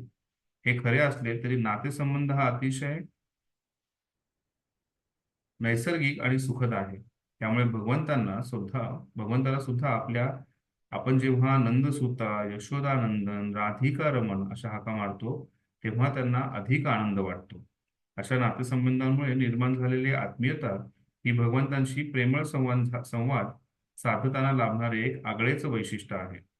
भीष्मदेवांना या दिव्य मनोवृत्तीच्या माधुर्याची गोडी पूर्णपणे माहीत होती आणि म्हणूनच एखाद्याने यशोदानंदन, नंदनंदन अशी हाक मारणे त्याप्रमाणे त्यांना भगवंताला विजय सख्या, पार्थ सख्या म्हणून हाक मारणे आवडते. त्याप्रमाणे त्यांना भगवंताला विजय सख्या हाक मारणे, दिव्य माधुर्यातून परमेश्वराशी आपले नाते जोडले जाते. याला सर्वोत्तम उपाय म्हणजे भगवंतांच्या लाडक्या श्रेष्ठ भक्तांच्या मार्फत जाणे हा होय. इथे भीष्म पितामह जेव्हा वर्णन करतायत त्यांचं, ह्या गोष्टीचं वर्णन करतायत की भगवंत किती दयाळू आहेत, ते माझ्यापर्यंत आले तर त्यावेळेस आचार्य तिथे सांगतायत, प्रभुपादाप्रमाणे इथे सांगतायत की भगवंतांना जेव्हा आपण नंदसूत, राधिका रमण, देवकी नंदन अशा प्रकारे भगवंतांना बोलतो, तर त्यावेळेस भगवंतांना त्या गोष्टीचा आनंद होतो. तर भगवंतांकडे जाण्याचा मार्ग म्हणजे भगवंतांच्या भक्तांच्या तर्फे जाणं मार्ग. आणि त्यामुळे इथे भीष्म पितामह भगवंतांना जेव्हा कधी बोलवायचे तर पार्थ सख्या म्हणून बोलायचे, की हे पार्थचा मित्र, किंवा भगवंतांना ते जे आहे हे विजय सख्या म्हणून बोलायचे. तर अशा प्रकारे भगवंतांना जर प्राप्त करायचं असेल, जसं तिथे प्रभू सांगतात, भीष्म पितामहांचा डायरेक्ट असा काही संबंध नव्हता नातेसंबंधामध्ये, पण जर भगवंतांना प्राप्त करायचं असेल तर आपण भगवंतांच्या भक्तांच्या मार्फतच भगवंतांना प्राप्त करू शकतो. हा एक मुद्दा जो आहे इथे प्रभुपाद सांगतायत. आणि त्याचबरोबर जो एकनिष्ठ भक्त आहे त्याच्यावरती कृपा वर्षाव करण्यासाठी भगवंत हे तत्परतेने उपस्थित असतात, याचं वर्णन इथं करण्यात आलं. श्लोक क्रमांक 23. भक्तावेश मनो यस्मिन् वाचायन्माय कीर्तयन् तज्जन्य कलेवरम योगी मुच्यते कामकर्मभिः. आपल्या एकाग्र चित्त भक्तीने ध्यान आणि सतत नामसंकीर्तन करण्याने भगवान आपल्या भक्तांच्या अंतःकरणात आविर्भूत होतात आणि भक्ताच्या पार्थिव देहत्याग समयी ते त्याला सकाम कर्मांच्या बंधनातून मुक्त करतात. हम्म तर बऱ्याच वेळा ह्या गोष्टीचं वर्णन होतं की माझ्यामध्ये परिवर्तन कधी होणार. भक्ताला हा प्रश्न पडतो की मी एवढ्या दिवसापासून जप करतोय. आजच भक्तिशास्त्रीच्या क्लासमध्ये एका मुलाने कुठेतरी ऐकलं होतं, तो म्हणे 28 वर्ष जर भक्ती केली, 28 ते 34 वर्ष जर कोणी भक्ती केली तर त्यानंतर त्याचं तो अनर्थ निवृत्तीच्या स्थितीतून वरती जातो. मग त्याला नंतर आसक्ती, रुची, भाव, प्रेम जे आहे हे प्राप्त होतं. आता अनर्थ निवृत्तीची ती पायरी आहे ती अतिशय खडतर आहे. पण माहित नाही हे कुठं ऐकलं होतं की 28 ते 34 वर्ष भक्ती केली. तर हा कधी माझ्यामध्ये परिवर्तन होणार हा प्रश्न प्रत्येक भक्ताला असतो. किंवा मी माझी पराकाष्ठा म्हणजे माझ्या भक्तीची जी पराकाष्ठा आहे ती गाठली आहे का, मला माझ्यामध्ये भगवंतांप्रतीचं जे आसक्ती, निष्ठा, रुची, भाव, प्रेम निर्माण झालंय का, हा प्रश्न जो आहे हा प्रत्येकाला असतो. तर त्याचं उत्तर काय, गाठलीये का, मी पोहोचलोय का, मी पोहोचेलच का. त्याचं उत्तर आहे की आपण भगवंतांवर तर त्या गोष्टीसाठी सुद्धा भगवंतांवरती निर्भर राहणं गरजेचं आहे. आपण निरंतरपणे दिलेली जी विधी आहे त्या विधीचं पालन करायचंय आणि अंतकाळी भगवंत जे आहेत त्या गोष्टीची काळजी घेतील. अंतकाळी जे आहेत भगवंत आणि प्रभुपाद गुरु महाराज जे आहेत ते त्या गोष्टीची काळजी घेतील. आपण त्याची चिंता करण्याची गरज नाही. पण त्यासाठी तीव्र भक्ती योगेने, तीव्रतेने आपल्याला रोजच्या रोज जे आहे ही भक्ती करणं अतिशय गरजेचं आहे. या श्लोकाद्वारे आपल्याला भक्ती योगाची जी शक्ती आहे, भक्ती योग जो आहे हा किती शक्तिशाली आहे हे आपल्याला समजून सांगतात भीष्म पितामह. भीष्म पितामह सांगतायत आयुष्यभर जे आहे हे भक्तिमय सेवा करण्याने, भगवंतांचं नामस्मरण जे आहे हे अतिशय तीव्र त्याग केल्यानंतर जेव्हा अंतकाळ जवळ येतो त्यावेळेस भगवंत जे आहेत हे आपल्या समोर जे आहेत ते प्रकट होतात. भगवंत आहेत जे आपल्या जीवनातले जे काही कर्मबंधनं आहेत त्या कर्मबंधनातून आपल्याला पूर्णपणे मुक्त करतात आणि फक्त भगवंतांची आसक्ती देतात. तर ही विशेषता जी आहे ही विशेष संधी जी आहे ही आपल्याला प्राप्त झालेली आहे. प्रभुपादांचे एक शिष्य होते. त्यांनी सुरुवातीच्या दिवसांमध्ये प्रभुपादांची खूप सेवा केली आणि त्यावेळेस प्रभुपाद त्यांना एका एका सेवेनंतर प्रभुपाद खूप प्रसन्न झाले त्यांच्यावरती. आणि प्रसन्न झाल्यानंतर प्रभुपाद म्हणाले की मी स्वतः येईल, ज्यावेळेस तुझा मृत्यू समय येईल त्यावेळेस मी स्वतः येईल आणि मी तुला घेऊन जाईल. त्यानंतर कालांतराने काही कारणास्तव त्यांनी जो आहे हा भक्तीचा जो मार्ग आहे त्यातून थोडेसे ते विचलित झाले. काही कालांतर ते भक्ती मार्गातून दूर झाले आणि त्यानंतर शेवटचे काही 2-3 वर्ष त्यांचे होते. तर त्यावेळेस पुन्हा ते भक्तांच्या आणि भगवंतांच्या संबंधात आले. त्याने पुन्हा अतिशय तीव्रतेने भक्ती केली. रोजचा रोज मंगल आरतीपासून जप, साधना, सेवा ह्या सर्व गोष्टींमध्ये रुची घ्यायला सुरुवात केली. आणि ज्या वेळेस त्यांना त्यांचं देह त्यागण्याची वेळ आली होती तर त्यांनी पाहिलं तर त्यांच्या रूममध्ये अचानक जो आहे हा दिव्य प्रकाश झाला. काही भक्त त्यांच्या आजूबाजूला कीर्तन करत होते आणि त्यावेळेस ते अशा बेशुद्ध अवस्थेतून काही वेळासाठी शुद्ध अवस्थेत आले आणि शुद्ध अवस्थेत आल्यानंतर ते जोरजोरात म्हणायला लागले. प्रभुपादांनी त्यांचं जे त्यांनी दिलेलं वचन आहे पूर्ण केलं. Prabhupada kept his promise and Prabhupada has come. आणि प्रभुपाद जे आहे ते मला नेण्यासाठी आले नाही आणि ते स्वतः प्रभुपादांना पाहू शकत होते आणि अशा परिस्थितीमध्ये देह त्याग त्यांनी देह त्यागला. तर सांगण्याचं तात्पर्य हे आहे की आपल्याला जी दिलेली विधी जी आहे त्या विधीचं पालन करत राहिलो तर नक्कीच भगवंत जे आहेत आपल्या सर्व कर्मबंधनातून मुक्त करून आपल्याला आपला जो भगवत धामाचा जो मार्ग आहे हा पूर्णपणे मोकळा करणार आहे. हयग्रीव होते ना प्रभूजी ते? हयग्रीव होते ना ते? हा, मला नाव आठवत नाही प्रभू एक्झॅक्टली हयग्रीव प्रभू होते की काही माहित नाही. त्यांना काही ते वृंदावन मध्ये समाधी घेतली होती काहीतरी. हम्म. ठीक आहे. पुढे श्लोक क्रमांक 24. सदेवो देवा भगवान प्रतीक्षता कलेवरम याव यावदिदं हिनोम्यहं प्रसन्न हासारुणलोचन लोचनोरुस्य मुखांबुजो ध्यान पतश्च चतुर्भुज. ज्यांना 4 हात आहेत, प्रभातकालीन सूर्यदेवासारखे त्यांचे नेत्र अरुण वर्णाचे आहेत, त्यांचे सौंदर्य सचित मुखमंडल स्मितहास्य करीत आहेत, असे ते भगवान श्रीकृष्ण मी देह सोडीपर्यंत माझ्या दृष्टीपथात असावं असेच राहोत. अंतकालेश मामेव स्मरण मुक्त्वा कलेवरम. अंतकाळी जे आहे हे फक्त भगवंतांचं स्मरण व्हावं ही प्रत्येक भक्ताची इच्छा आहे. तीच इच्छा जी आहे इथे भीष्म पितामह जे आहेत हे व्यक्त करत आहेत की हे भगवंतांचं जे सुंदर रूप आहे हे नेहमी माझ्या डोळ्यासमोर राहावं. भीष्म पितामहाजींची फार इच्छा होती भगवंतांचं जे रथांग पाणी रूप आहे याच्यावरतीच मी स्मरण करत राहील. भगवंतांचे जे चतुर्भुज रूप आहे, त्यांचे डोळे जे अरुणासमान आहेत, सूर्यासमोर त्याचं तेज आहे, त्यांचं जे सुंदर मुखमंडल जे आहे कमळा अतिशय सुंदर असं मुखमंडळ आहे ज्याच्यावरती खूप सुंदर असं स्मितहास्य आहे आणि ह्या स्मितहास्य असलेल्या सुंदर मुखमंडलाला मी नेहमी निखारत राहील आणि असं त्यांना पाहत पाहत जे आहे मी देह त्याग करेल अशी इच्छा जी आहे ती इथे भीष्म पितामह जे आहे ते व्यक्त करत आहेत.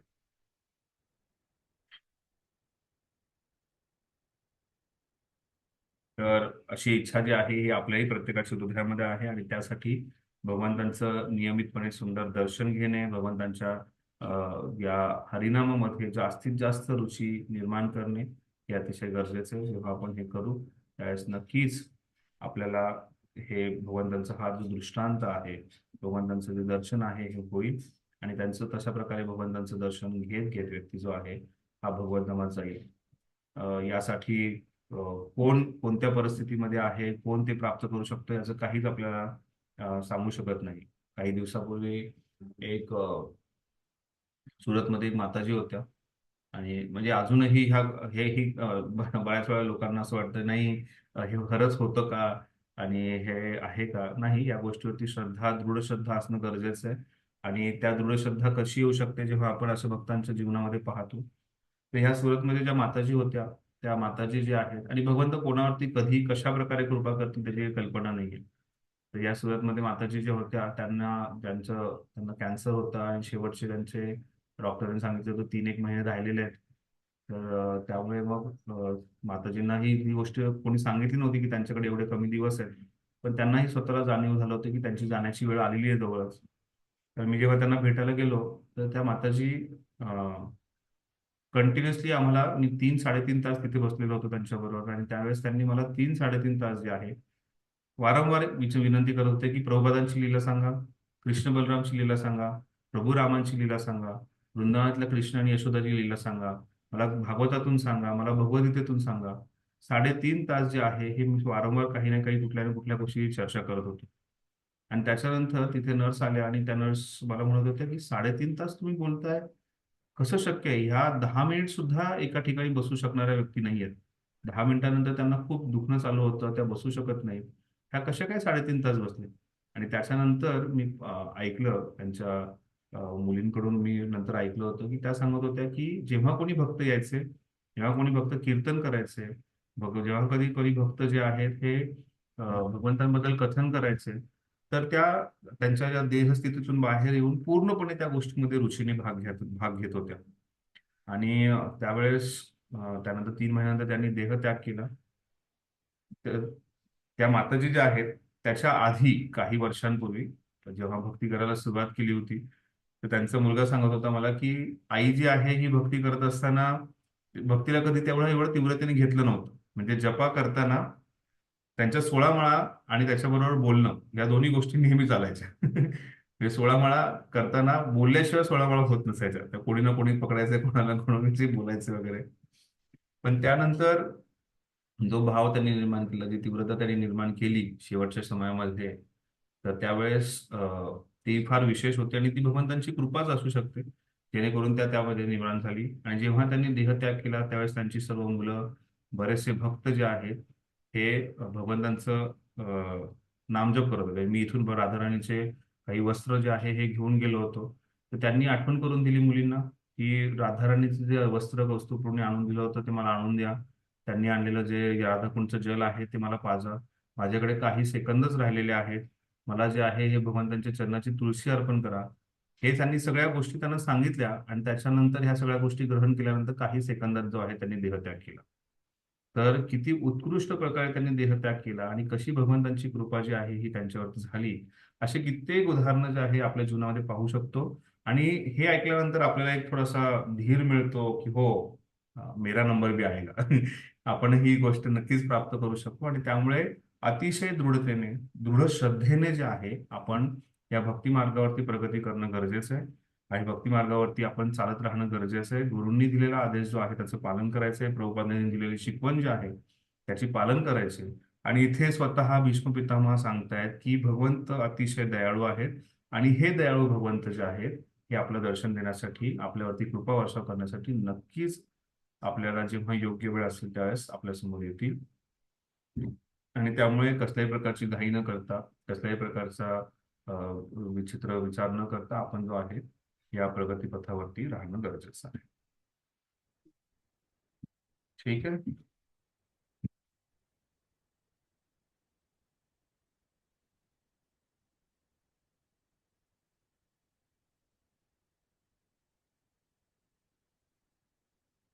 तात्पर्य वाचा आहे जरा सुरुवातीच्या काही एक पॅरेग्राफ. तात्पर्य वाचा. हरे कृष्ण. हरे कृष्ण प्रभूजी. तात्पर्य: चतुर्भुज नारायण हे विष्णुदेवांचे इष्टदेव आहेत. भगवान श्रीकृष्ण हेच आधी नारायण आहेत आणि चतुर्भुज नारायण हे भगवान श्रीकृष्णाचेच एक विलास रूप आहे. याची भीष्मदेवांना जाणीव होती.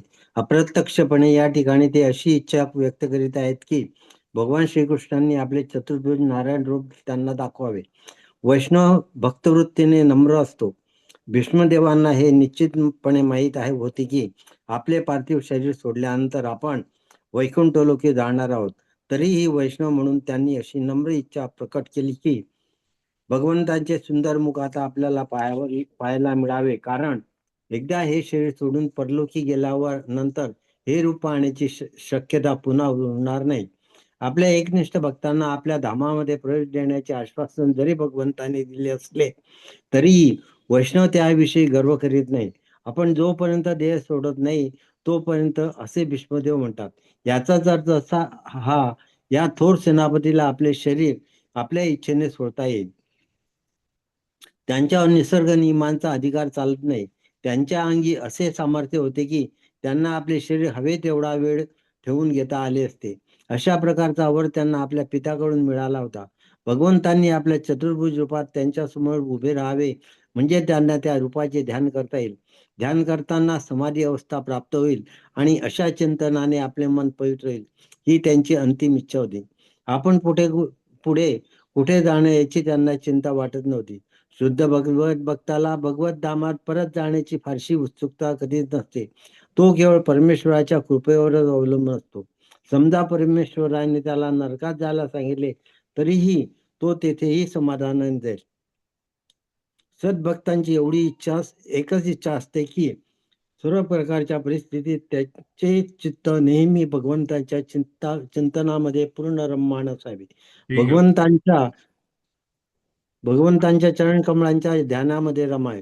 विश्वदेवांची अंतिम इच्छा एवढीच आहे की भगवत चिंतन करीत असताना आपले प्राणोत्क्रमण व्हावे. शुद्ध भक्तीची हीच उच्चतम आकांक्षा असते. हरे कृष्ण.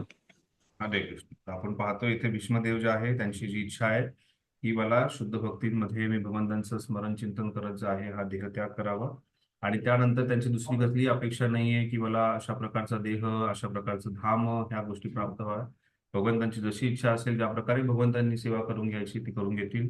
भीष्मदेवांनी आयुष्यभर भगवंतांनी ज्या प्रकारेच त्यांचं कार्य करून घ्यायचं होतं त्या प्रकारेच त्यांनी कार्य केलं, आणि त्यानंतरही देहत्याग केल्यानंतर भगवंत जे भगवंतांची जी इच्छा असेल त्या इच्छेनुसार कार्यरत होण्यासाठी ते उत्सुक आहेत. हे सांगितल्यानंतर भगवंतांचं एवढं उत्कृष्ट प्रकारे भीष्मदेवांनी वर्णन केल्यानंतर पुढे 25 श्लोक क्रमांक 25 ते 28 जे आहे याच्यामध्ये भीष्मदेव जे आहेत हे महाराज युधिष्ठिरांना धर्मकार्यामध्ये किंवा त्याच्या राजकार्यामध्ये कशा प्रकारे त्यांनी कार्यरत राहावं याचा उपदेश देत आहेत श्लोक क्रमांक 25 ते 28 मध्ये. तर आपण पाहूयात. इथे सूत गोस्वामी या गोष्टीचं वर्णन करतायत. सूत उवाच युधिष्ठिर तत आकर्ण शयानं शर पंजरे अपृच्छं विविधान धर्मान ऋषीणां च अनुशृण्वताम्.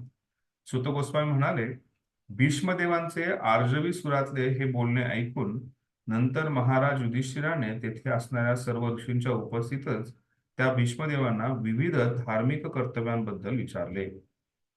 तर इथे भगवान श्रीकृष्ण जे आहेत त्यांना माहिती होतं की फक्त भीष्मदेव जे आहेत तेच युधिष्ठिर महाराजांना सध्या शांत करू शकतात, त्यांची जी काही उद्विग्नता आहे त्यातून त्यांना दूर आणू शकतात. आणि त्यामुळे भीष्मदेवांना जे आहेत इथे ते घेऊन आले होते. भीष्मदेवांनी हा भगवंतांचीच योजना आहे हे समजून सांगितलं आणि भगवंतांचा दयाळू गुणाबद्दलही वर्णन केलं, त्याचबरोबर भगवंतांच्या महानतेबद्दलही वर्णन केलं. हे वर्णन केल्यानंतर भगवंत कशा प्रकारे प्रत्येकाच्या अंतसमयी त्यांना दर्शन देतील भक्तांना, हेही वर्णन केल्यानंतर मग आता युधिष्ठिर महाराज जे आहेत ते थोडेसे गांभीर्याने या गोष्टीकडे पाहायला लागले, विचार करायला लागलेत. आणि युधिष्ठिर महाराज जे आहेत हे जाणून घेण्यासाठी उत्सुक आहेत. भीष्म पितामह जे आहेत हे उत्कृष्ट राज्यकारभार त्यांनी केला. भीष्म पितामह जे आहेत त्यांनी सर्व धार्मिक तत्वांचं उत्कृष्ट प्रकारे पालन केलं, आणि त्यामुळे माझ्यासाठी मी एक राजा म्हणून त्या राजासाठी काय कर्तव्य आहे आणि कशा प्रकारे धार्मिक तत्वांचं कोणत्या कोणत्या धार्मिक कर्तव्यांचं मी पालन केलं पाहिजे याच्याबद्दल चर्चा जी आहे ही इथून पुढे 3 श्लोकामध्ये भीष्मदेव जे आहेत ही त्यांना समजून सांगतात की काय करणं गरजेचं आहे. हरे कृष्ण प्रभूजी. तर इथे भीष्मदेव जे आहेत हे इथे जो शब्द आलेला आहे आकर्ण, जे त्यांचं जो इथे आर्जवी सुरातील बोलणे ऐकून असं सांगितलेलं आहे की भीष्मदेव जे आहेत हे जेव्हा बोलले, भीष्मदेव जे एक अतिशय अधिकाराने तिथे बोलत होते किंवा भीष्मदेव जे आहेत हे पूर्ण चेतना अवस्थेमध्ये तिथे बोलत होते. भीष्मदेव जे आहेत हे अतिशय स्वाभाविकपणे आणि फार दृढ निश्चयाने दृढ विश्वासाने ह्या गोष्टी त्यांच्यासमोर मांडत होते. हे पाहिल्यानंतर युधिष्ठिर महाराजांना विशेष कॉन्फिडन्स आला आणि युधिष्ठिर महाराजांना जाणीव झाली की मी जे यांना भीष्मदेवांना हे नक्कीच मला विचारणं गरजेचं आहे. कोणीतरी माताजी जिज्ञासा विचारत होते. अच्छा, हरे कृष्ण. कोण बोला तुझी? हरे कृष्ण प्रभूजी, दंडवत प्रणाम. प्रभूजी, हे लक्षात येतं की भीष्मदेव जे आहेत ते बाणांच्या शैलीवर आहेत आणि एवढं सगळं विचारत आहेत, उपदेश देत आहेत, तर ते कसं घ्यायचं की जखमा झालेल्या आहेत आणि त्यांना वेदना तर होत आहेत आणि तरी ते एवढे सर्व जिज्ञासा करत आहेत, भगवंतांचं दर्शन घेत आहेत, आणि हे सगळं कसं घ्यायचं म्हणजे? तर ह्या गोष्टीला आपण समजू शकतो की भीष्मदेवांसाठी हा अतिशय प्रसन्नतेचा समय होता की भगवंत श्रीकृष्ण त्यांच्या समोर प्रकट झालेले आहेत आणि त्यामुळे भगवंत श्रीकृष्ण जेव्हा प्रकट झाले तर त्यावेळेस त्या देहस्थळातून ते पूर्णपणे बाहेर निघालेत आणि त्यामुळे त्यांना देहाला कोणत्या काही वेदना आहेत त्या वेदनांच्या स्थितीतून ते पूर्णपणे बाहेर. आपल्यासमोर एक उत्कृष्ट उदाहरण आहे ते म्हणजे शिलप्रभुपादांचं. शिलप्रभुपाद जेव्हा देहत्याग करण्याची त्यांची वेळ जवळ आली होती, जेव्हा प्रभुपादांचा तिरोभाची वेळ जवळ आली होती, तर त्यावेळेस आता प्रभुपादांची तुम्ही व्हिडिओ पाहिलाच असेल कदाचित, ज्याच्यामध्ये त्या परिस्थितीमध्ये सुद्धा भगवंतांचं गुणगान करायला प्रभुपाद थांबले नव्हते. त्या परिस्थितीमध्ये सुद्धा जिथे ते अन्न ग्रहण करू शकत नव्हते, त्यांच्यामध्ये कसल्याही प्रकारची शक्ती नव्हती, शरीरामध्ये भरपूर वेदना होत होत्या, अंगाचं म्हणजे द्रौपदांना फार उष्णता निर्माण झाली होती. पण अशा परिस्थितीमध्येही कशाही प्रकारे विचलित न होता एक शुद्ध भक्त जो आहे तो भगवंतांवरती स्मरण करून जो आहे आपल्या देहस्थितीतून पूर्णपणे बाहेर येतो आणि त्यामुळे या शारीरिक देहाच्या ज्या वेदना आहेत त्या कुठल्याही प्रकारे त्रासदायक होत नाहीत. इथेही आपण पाहिलं सुरुवातीला वर्णन केलेलं आहे सुत गोस्वामींनी की जेव्हा सर्व ऋषीमुनी भगवंत श्रीकृष्ण आणि पांडव तिथे उपस्थित झाले त्यावेळेस अतिशय ते तिथे पानाच्या शैयेवरती झोपले पण तरीही ते अतिशय गोड शब्दांनी त्यांचं स्वागत केले आणि तिथून पुढे ज्या प्रकारे भगवंतांचं त्यांनी गुणगान केलेलं आहे त्यातून आपण नक्कीच समजू शकतो की त्या देहस्थितीतून ह्याच्या स्तरावरून ते बाहेर निघून पुढे आत्मस्तरावरती जाऊन जे आहेत आणि पूर्णपणे तयारीत ते आहेत आणि अशा वेदनांमधून नक्कीच व्यक्ती बाहेर पडू शकतो जेव्हा तो पूर्णपणे अशा स्तरावरती असतो.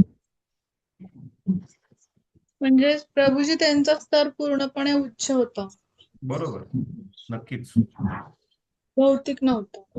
हो हो, देहस्तरावरती नव्हते, देहस्तरावर पूर्णपणे आत्मस्तरावरती होते. थँक्यू प्रभू.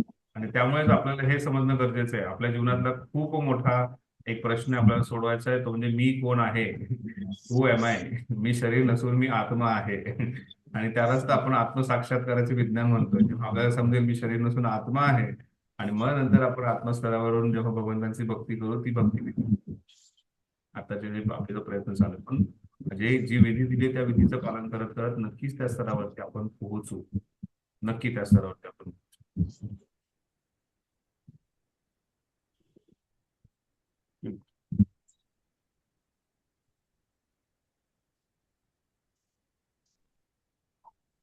तात्पर्यामध्ये शेवटच्या काही ओळींमध्ये युधिष्ठिराने आपल्या समस्येबाबत तेथे उपस्थित राहिलेल्या व भीष्मदेवांपेक्षाही खचित अधिक विद्वान असलेल्या ऋषीमुनींपैकी कोणालाही विचारण्याऐवजी भीष्मांना विचारणे अधिक पसंत केले.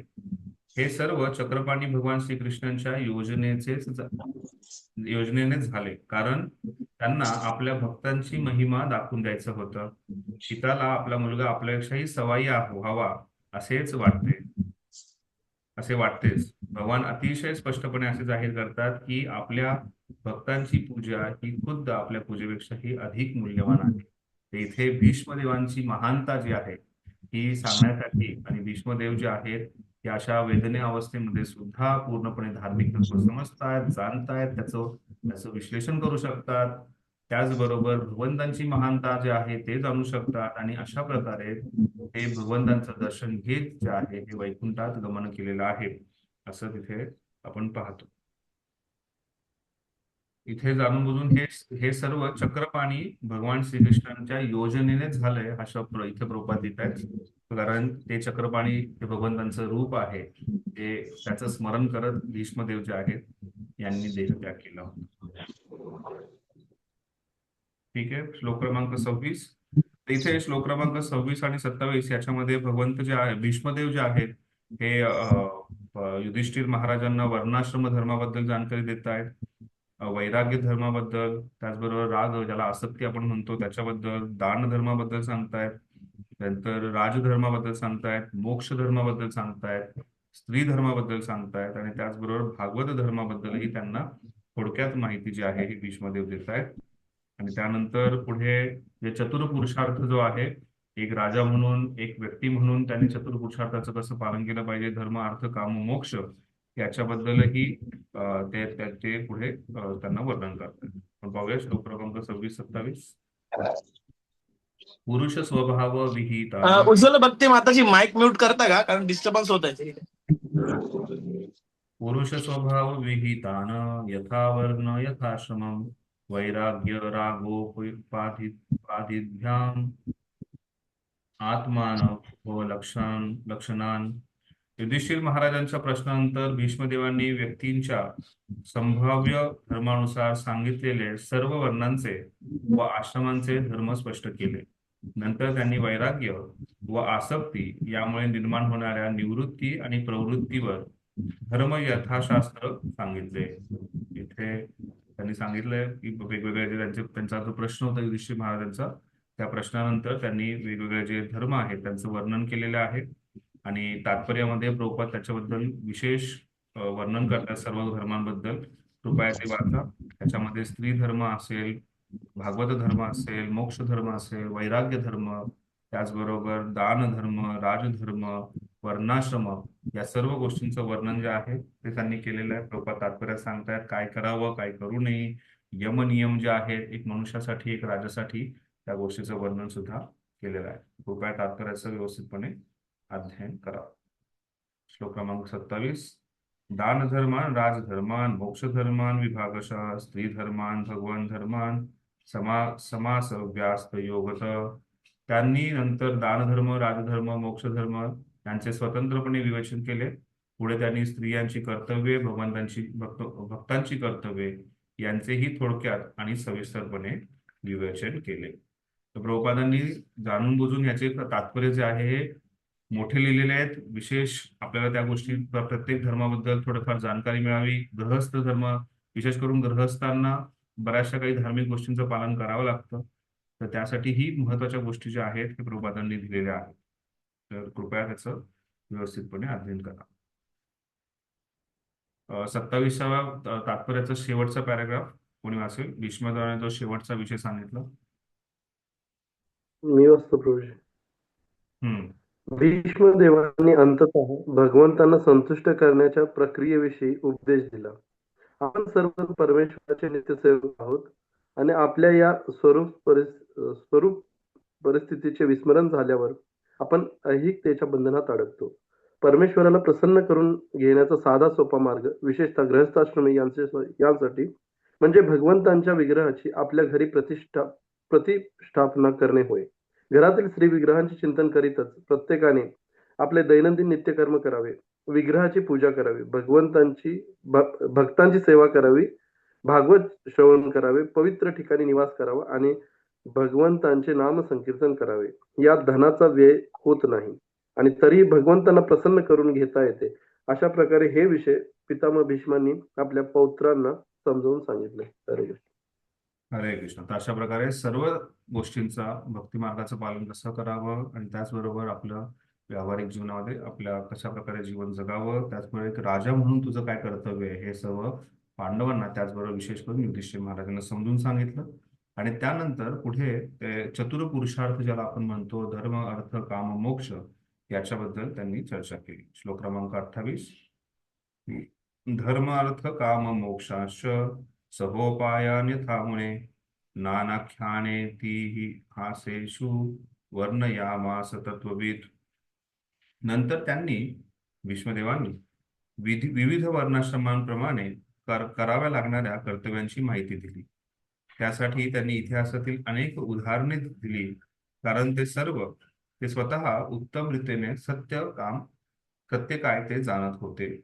तर अशा प्रकारे वर्णाश्रम धर्मामध्ये काय करावं याचं वर्णन केलेलं आहे, कर्तव्याचं. त्याचबरोबर चतुर पुरुषार्थ जो आहे, धर्म, अर्थ, काम, मोक्ष, हे कशा प्रकारे करावं याचं ज्ञान जे आहे हे युधिष्ठिर महाराजांनी इथे भीष्मदेवांना दिलेलं आहे. भीष्मदेवांनी जे आहे हे युधिष्ठिर महाराजांना हे ज्ञान दिलेलं आहे. तात्पर्य वाचा.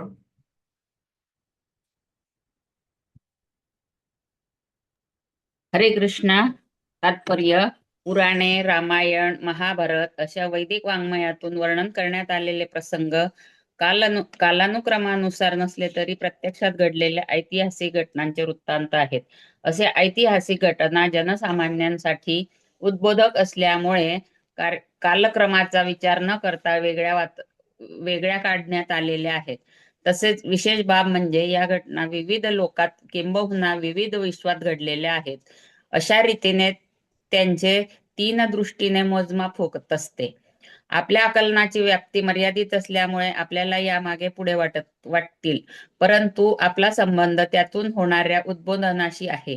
युधिष्ठिर महाराजांच्या प्रश्नांना उत्तर देताना भीष्मदेवांनी त्यांचे वर्णन केले. हरे कृष्ण. दंडवत प्रणाम. हरे कृष्ण. आवाज बंद कर.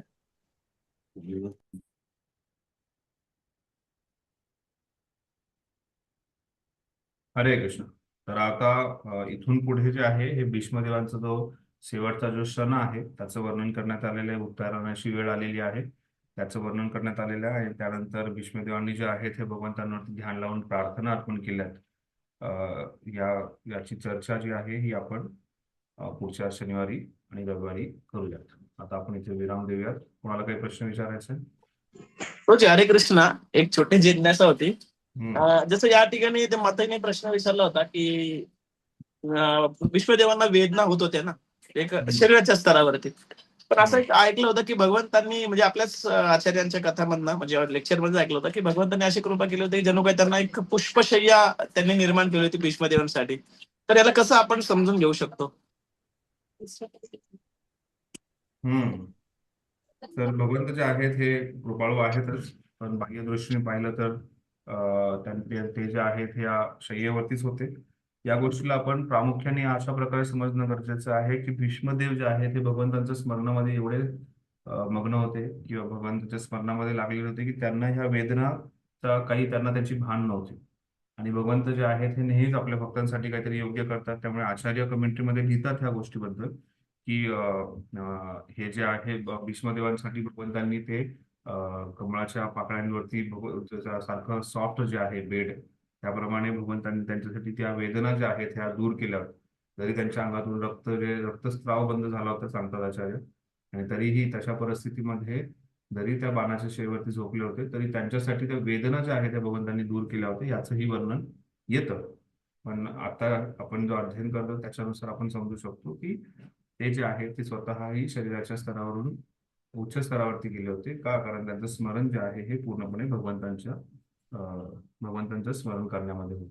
त्यांचं ध्यान जो होतं ते पूर्ण भगवंतांवरती होतं. आणि ती परिस्थिती जी आहे ही प्रत्येक भक्ताच्या जीवनात नक्की येऊ शकते. आणि त्यासाठी मी उदाहरण दिलं शिलप्रभुपादांचं की शिलप्रभुपाद अशा शेवटच्या स्थितीमध्ये असताना सुद्धा पूर्णपणे भगवंतांचं स्मरण करत ते भाषांतर करण्यामध्ये मग्न होते. आणि त्यांना कसल्याही त्या वेदनांचा बाह्य दृष्टीने कसल्याही प्रकार त्यांच्या दिव्य चेतनेवरती काहीही प्रभाव दिसत नव्हता. Thank you Prabhuji, thank you very much. हरे कृष्ण. हरे कृष्ण. यस महोदय. प्रभूजी ते 25th चा श्लोक आहे ना हा, तर त्याच्यामध्ये तात्पर्यामध्ये प्रभुपादांनी ते क्लिअरली सांगितलेलं आहे इथं की भगवान श्रीकृष्णांना असे सिद्ध करायचे होते की त्यांचे भक्त कोणत्याही परिस्थितीत आपल्या आध्यात्मिक ज्ञानामुळे शरीराने आणि मनाने अविचलित असतात. अर्थातच जीवनात योग्य मार्गदर्शन करण्यासाठी भगवंतांचे एकनिष्ठ भक्त कोणत्याही परिस्थितीत तत्पर असतात. बरोबर. धन्यवाद. हरे कृष्ण प्रभूजी, दंडवत प्रणाम. धन्यवाद. प्रभूजी, भीष्मदेवांनी जे वर्णाश्रम, स्त्री धर्म, भागवत धर्म याच्याबद्दल जे सांगितलेलं आहे विस्तृत रूपाने, ते आपल्याला महाभारतामध्ये सापडेल का, किंवा आपल्याला वाचायला पाहिजे का? म्हणजे आपल्याला वाचण्याची गरज नाही. आपल्याला प्रभुपादांनी भरपूर काही दिलेलं आहे. त्या सर्व गोष्टींचं वर्णन दिलंय. वाचायची गरज नाही असं म्हणण्यापेक्षा गरज नाही असं मी म्हणेल. पण जर कोणाला तरी उत्सुकता असेल, जाणून घ्यायचं असेल तर नक्कीच महाभारत वाचून त्या गोष्टी समजू शकते. पण प्रभुपादांनी जे काही गरजेचं आहे त्या सर्व गोष्टी दिल्यात. मग असं झालं तर मग भक्त जे आहे ते म्हणतील मनुसंहिता वाचतो. मनुसंहितेमध्ये प्रत्येक आश्रमासाठी आणि प्रत्येक वर्णाचं कर्तव्य जे आहे त्याचे, म्हणजे मी मनुसंहितेतले ब्रह्मचर्यांचे जे नियम आहेत ते वाचले होते. तर 52 नियम दिलेले आहेत त्याच्यामध्ये. आणि मग ते 52 नियम वाचल्यानंतर मग ते करण्याचे जो प्रयत्न आणि इच्छा करत राहिलं तर मग हरिनामातलं जे गोडी किंवा हरिनामातलं स्मरण जे आहे ते थोडं दूर राहील आणि ह्या सगळ्या गोष्टींकडे आपण भ्रमित होऊ शकतो. आणि त्यामुळे प्रभुपादांनी जो मार्ग दिलेला आहे आणि प्रभुपादांनी प्रत्येकासाठी जे काही कर्तव्य गरजेचं आहे, जे कलियुगामध्ये तो व्यक्ती करू शकेल आताच्या परिस्थितीमध्ये, त्या सर्व गोष्टी प्रभुपादांनी आपल्याला सांगितल्या. त्याचं आपण पालन करायचं. हो प्रभूजी, चालेल. हरे कृष्ण. धन्यवाद प्रभूजी. हरे कृष्ण. हरे कृष्ण. प्रभूजी ते उत्तरायण आणि भीष्म पंचक याचं काही कनेक्शन आहे का? नाही माताजी, काल सांगितलं मी याच्याबद्दल. भीष्म पंचक जे आहे, भीष्मदेवांनी जेव्हा प्रण घेतला होता, तर भीष्मदेवांचं आधीचं नाव होतं देवव्रत. पण त्यांनी जेव्हा तो प्रण घेतला की मी जो आहे लग्न करणार नाही, आपल्याला ती पूर्ण कथा माहिती का त्यांनी लग्न नाही करायचा जर निर्णय घेतला, तर त्यावेळेस त्या राज्यकारभारात राहून सुंदर स्त्रिया आजूबाजूला असून ऐश्वर्य असून तरीही त्यांनी एवढा खूप मोठा तीव्र असं त्यांनी जे व्रत घेतलं होतं आणि त्या व्रतामुळे त्यांना भीष्म भीष्म भीष्म म्हणून आकाशवाणी झाली. आणि त्यामुळे जेव्हा कोणी असं काहीतरी कडक व्रत करण्याचा प्रयत्न करतो त्याला भीष्म व्रत म्हटलं जातं. आणि त्यामुळे भीष्म पंचक जे आहे ते म्हणजे हे 5 दिवस कार्तिकचे शेवटचे, ज्याच्यामध्ये भक्तगण जे आहेत हे तीव्रतेने काहीतरी व्रत करतात आणि त्यामुळे त्या व्रताला भीष्म पंचक असं म्हटलं जातं. तर तिथे असं काही संबंध नाहीये त्या की उत्तरायणाचा आणि भीष्म पंचकचा काही संबंध नाहीये. भीष्म उत्तरायणाचा दिवस म्हणजे मकर संक्रांतीचा दिवस, ज्या दिवशी भीष्मदेवांनी आपला देह त्याग केला. Okay, thank you. भीष्म पंचकानंतर 51 की 55 दिवसांनी त्यांनी देहत्याग केलेला आहे प्रभूजी. अच्छा, जय हो. हरे कृष्ण प्रभूजी, दंडवत प्रणाम. दंडवत. यस माते. प्रभूजी, आता यात्रेमध्ये एका माताजींची ओळख झाली, त्या म्हटल्या होत्या की जर आपण आपल्या गुरु महाराजांना आणि प्रभुपादांना फॉलो करत असेल तर भीष्म पंचक करायची काय गरज आहे बुवा असं. अरे कृष्ण, मी इथे सांगू शकत नाही की भीष्मपंचक केलं पाहिजे की नाही केलं पाहिजे. आपल्या क्षमतेनुसार कुवतेनुसार भीष्मपंचक करण्यामध्ये कंपल्शन तर कुठे सांगितलेलं नाहीये, प्रभुपादांनी कुठे नियमाने लिहिलेलं नाहीये. हा, काही गौडीय वैष्णव आचार्य जे आहेत त्याचं पालन करतात. आपल्या संस्थेमध्ये सुद्धा बरेचसे आचार्य जे आहेत त्याचं पालन करतात. आपली जर क्षमता शक्यता होत असेल तर करू शकता, नसेल होत नामामध्ये रुची वाढवणं हे आपलं ध्येय आहे, ते करणं गरजेचं आहे. हरे कृष्ण प्रभूजी.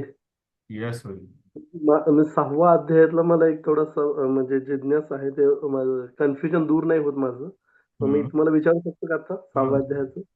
प्रभू, त्याच्यामध्ये म्हटलंय 6व्या अध्यायातल्या 4थ्या श्लोकामध्ये, नारद व्यास संवाद या अध्यायामध्ये, भौतिक शरीरातील चेतना म्हणजे भौतिक शरीराच्या माध्यमातून अभिव्यक्त झालेली आध्यात्मिक चेतना होय.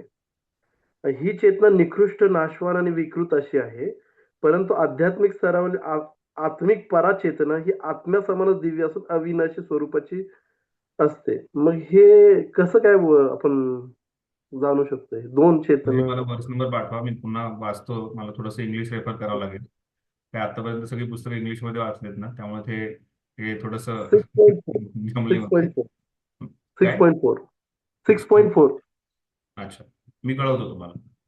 येस प्रभू, थँक्यू. ठीक आहे. आत्ताच्या काही चर्चेवरती आणखी कोणाला काही विचारायचं आहे?